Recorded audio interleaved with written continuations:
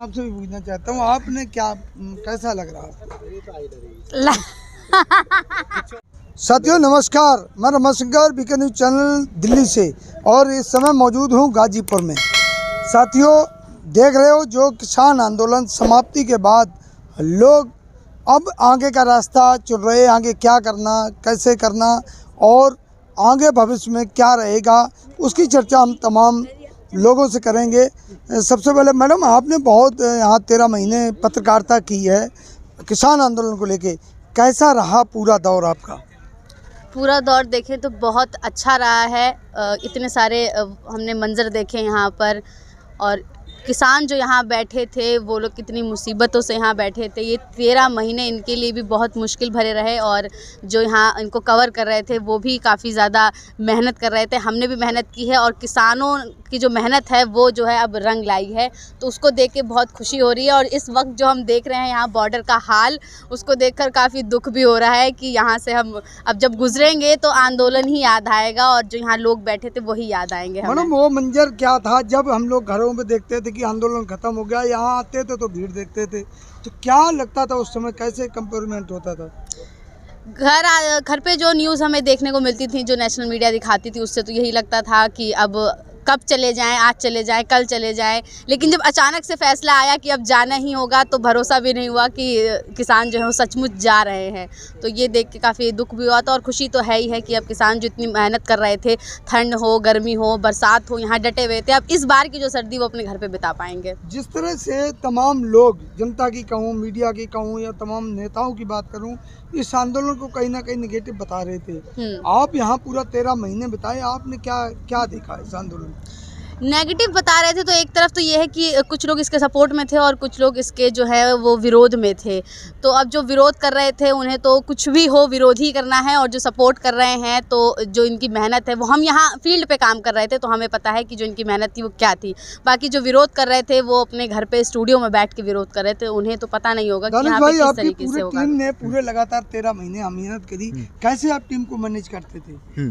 देखिए जो टीम थी लगातार, अगर हम अयोध्या रहें, कहीं भी रहें, क्योंकि यूपी चुनाव है और बंगाल चुनाव बीच में आया, तमाम चुनाव आए, तो हम हर जगह के कवर किए। लेकिन हमारी जो टीम में जैसे कहकशां, ये पूरी दिल्ली को देखती हैं पीआरबी में, तो कहकशां पूरी तरीके से किसान आंदोलन पे इनकी नज़र थी, किसान आंदोलन में लगातार बनी हुई थी पूरी टीम के साथ, और लगातार दिल्ली कवर कर रही थी। हम कहीं भी रहें, चाहे हम बंगाल रहें, चाहे हम आपको यूपी में इलेक्शन को कवर करें, लेकिन एक टीम यहाँ मौजूद थी जो कि मेन स्ट्रीम मीडिया है, जो कहीं ना कहीं प्रोपेगेंडा दिखाती थी कि यहाँ तो सिर्फ पिज़्ज़ा खा रहे हैं लोग, यहाँ तो खालिस्तान का झंडा है।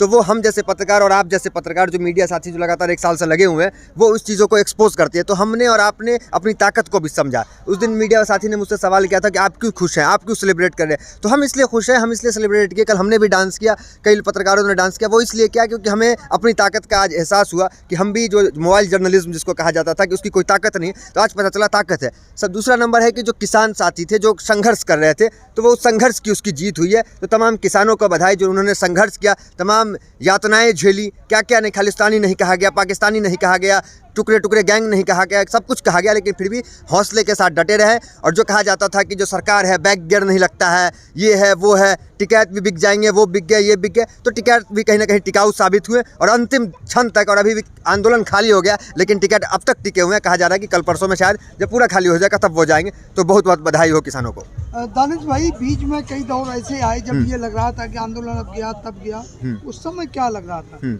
आपको क्या लग रहा था? उस समय टिकैत के एक आंसू ने इनकलाब लाया। आंदोलन कहीं ना कहीं जिस तरीके से तमाम कई किसान नेता हैं जिन्होंने हार मान गए और जिन्होंने बॉर्डर से घर का रुख अख्तियार लिया, क्योंकि जो सरकार है कहीं ना कहीं उनसे वो डर गया। लेकिन एक टिकैत एक वाहिद ऐसे शख्स है जो टिकाऊ साबित हुए।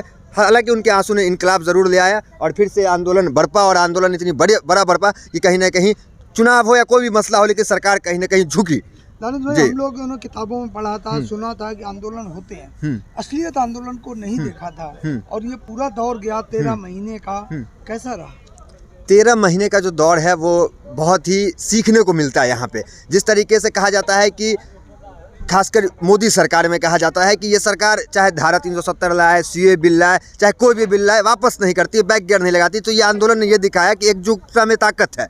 हिंदू, मुस्लिम, सिख, ईसाई, सब लोग अगर एकजुट रहे तो वो ताकत दिखेगा। और सरकार भी झुकती है, चाहे वो मोदी सरकार हो, कांग्रेस सरकार हो, हक की आवाज़ होगी तो वो झुकेगी, चाहे आंदोलन कोई भी हो, सरकार कोई भी हो। ये लोकतंत्र है और ये लोकतंत्र यहाँ दिखता है। इस तरह मोदी जी का एक इमेज बना हुआ है कि मोदी जी कभी बैक गियर नहीं लेते हैं, मोदी जी कभी पीछे नहीं हटते हैं, क्योंकि उनका फैसला जो होता है, समझो कि मार दिए ठप्पा तो समझिए वो एकदम ठप्पा ही हो गया।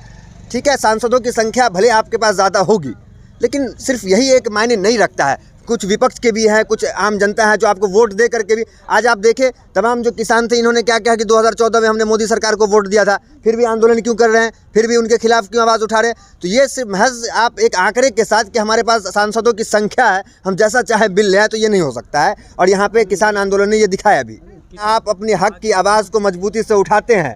कुल मिला के ये कहे, गाड़ी आप ढंग से चलाते हैं तो बैक गियर भी लगता है और गाड़ी पीछे भी जाती है, सिर्फ आगे ही नहीं जाती है। तो ये सिखाया। देखिए, मैं खुद पत्रकार हूँ, बहुत कुछ नहीं बोलना चाहूँगा, लेकिन आंदोलन से एकता का एक मैसेज गया है कि जो देश में जो नफरती घटनाएं सामने आ रही थी, वो सभी घटनाएं को कहीं ना कहीं मौन हुआ। आंदोलन ने मैसेज दिया कि यहाँ दाढ़ी वाले से लेकर के टीका वाले तक सब लोग यहाँ पे साथ रहते हैं और साथ में एकजुटता से लड़ाई लड़े और उसकी जीत हुई। हमारे साथ और साथी हैं आशीष शुक्ला जी। धन्यवाद। शुक्ला जी, कैसा दौर रहा 13 माह का पत्रकारिता के दौरान आपका इस आंदोलन में? देखिए, पत्रकारिता की तो बातें मत करिए, गर्त में और गटर में जा चुकी है। क्योंकि मैं आपको बता दूं, 180 देशों की श्रेणी में हम 142वें नंबर पे आते हैं। तो पत्रकारिता का तो कोई पता नहीं हो चुका है, यानी कि गर्त में जा चुकी है। तो यही कहूँगा कि जो डिजिटल जर्नलिज्म है, जैसे आप लोग कर रहे हैं और लोग भी कर रहे हैं, तो वो उनके एक्टिविज़म से जो ये प्रोटेस्ट जो है कामयाब रहा, मेन स्ट्रीम में रहा। लेकिन जब मुझे लगा कि मैं छोड़ना है मुझे, तो फिर मैंने छोड़ दिया। ऐसा क्यों लगा? देखिए, वहाँ पर प्रेशर होता है। नहीं, इज्जत नहीं है। अगर आप Singhu border, Ghazipur border, Tikri border जाते हैं ना, तो आपका अगर जो माइक देख लिया जाता है ना, तो आपको भगा दिया जाता है। क्योंकि रिपोर्टर की गलती नहीं होती है, गलती होती है संपादक की। संपादक अगर रात को प्राइम टाइम में पाकिस्तानी खालिस्तानी कहेगा किसानों को, तो हमें क्या, वो तो हमें जूते भी पड़नी चाहिए। लेकिन ये इन किसानों का शुक्रगुजार हूँ कि इतना नहीं करते, बस भगा देते हैं। इतना बड़ा चैनल था और उस चैनल को छोड़कर आपने एक छोटा सा प्लेटफॉर्म लिया, आपको नहीं लगता कि बड़े से छोटे पे आ गए? नहीं, कोई छोटे से बड़ा नहीं होता, काम छोटा बड़ा होता है यार। नहीं घूमेंगे गाड़ियों में, पैदल चल लेंगे, तसला डाल लेंगे, लेकिन कम से कम काम तो करेंगे। नहीं तो बिल्कुल होता है ना, अगर जो आप बड़े तथाकथित बड़े मीडिया हाउस की आईडी लेके जाते हैं, तो वहाँ पे दिक्कत होती है आपको। क्यों? क्योंकि मैं वही कह रहा हूँ कि प्राइम टाइम में अगर जो आप किसानों को गरियाओगे, तो किसान पागल नहीं है, वो भी मोबाइल से। अगर जो आप किसी चैनल कोई एडिटर आपका, कोई चैनल आपका जो एडिटर है किसानों को कुछ भला बुरा कहेगा, तो रिपोर्टर उसको फेस करेगा, इसमें कोई दोहरा नहीं है। आपने इस आंदोलन को बखूबी कवर किया, हाँ। बॉर्डर, टिकरी बॉर्डर, गाजीपुर बॉर्डर। हाँ। क्या देखा लोग जो नेगेटिव चल रहा था किसानों के प्रति, और आपने असलियत में और उसमें क्या फर्क देखा? देखिए, जो मेन स्ट्रीम मीडिया का तो ये देखिए कि डेली 10th वो लगाते थे, डेली उखाड़ देते थे। खबर आ रही है, उनका ये रहता था, खबर आ रही है गाजीपुर बॉर्डर से 10th उखड़ने शुरू। भैया अभी भी नहीं उखड़े पूरे, 15 तारीख को टिकट साहब जाएंगे। आपसे भी पूछना चाहता हूँ, आपने कैसा लग रहा है? लगातार मैं 1 साल से यहाँ आंदोलन कवर कर रही हूँ, अनुभव तो बहुत अच्छा रहा। लेकिन वही बात है कि मीडिया में अगर हम स्ट्रीम मीडिया को देखें या फिर हम विरोध जरूर हुआ, लेकिन वही बात होती है, अगर आप खड़े हैं किसी प्लेटफॉर्म पे, विरोध जितना भी हो, अगर आप उस पर आगे बढ़ते जाते हैं, मतलब आप सक्सेस की ओर बढ़ रहे हैं। विरोध चाहे कितना हो, विरोध तो हर इंसान का होता है। विरोध तो किसानों का भी हुआ था, विरोध तो 3 बिल का भी हुआ था, लेकिन अब किसानों को भी सक्सेस मिली है ना उस पर। प्रियंका जी, अब आप क्या करेंगे आगे? अब आगे का मेरा प्लान यही है कि यूपी चुनाव करना है, यूपी चुनाव कवर करना, और उसके बाद जो भी सोशल इशू होते हैं, जैसे बेरोजगारी है, महंगाई है, बहुत सारे मुद्दे हैं। सबसे मेन मुद्दा रहेगा यही कि जो बेरोजगार युवा हैं, युवा, शिक्षा और विकास, 3 मुद्दे अहम रहेंगे, और चौथा मुद्दा किसानों का। लेकिन अब किसान आंदोलन से ये जरूर हुआ है कि अब हर जगह किसान आंदोलन की बात जरूर होगी, हर पार्टी में बात होगी।